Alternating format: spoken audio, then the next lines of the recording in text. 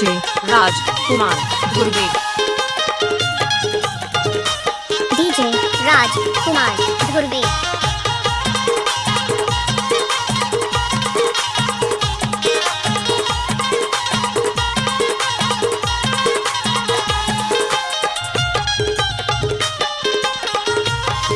Mobile number 62 69 26 51 76।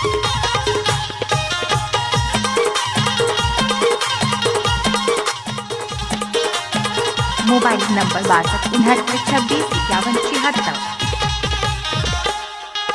तोरे नाने मोर रोवे करे जा तोरे नाने मोर रोवे करे जा तोरे नाने भाई तोरे नाने मोर रोवे करे जा तोरे नाने मोर रोवे करे जा तोरे नाने दाऊरी। डीजे बारी राजकुमार के ले छबिना वे नहीं बारी के ले छबिना वे डीजे राजकुमार धुर्वे। वे नहीं तोरे नाने मोर रोवे करे जा तोरे नाने भाई डीजे राजकुमार धुर्वे। तोरे नाने मोर रोवे करे जा तोरे नाने भाई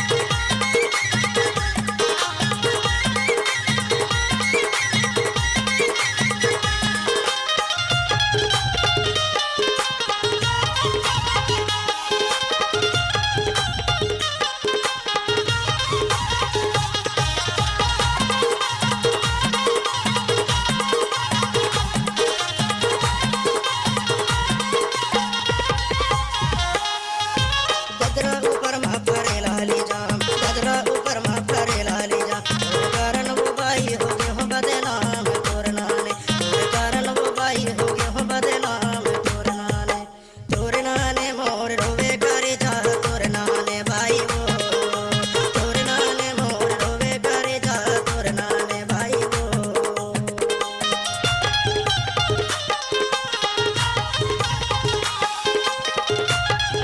डीजे राजकुमार राजकुमार।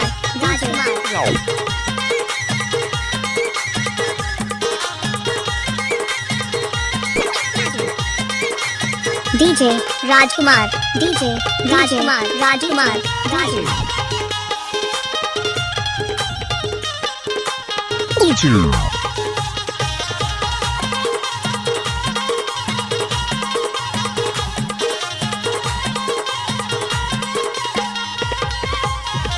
नवारे धोती की नारी नहीं आई नवारे धोती की नारी नहीं आई कहाँ के रहैया जी नारी नहीं आएगा तोर लाने कहाँ के रहैया मोबाइल नंबर 62 69 26 51 76। नाने मोर रोवे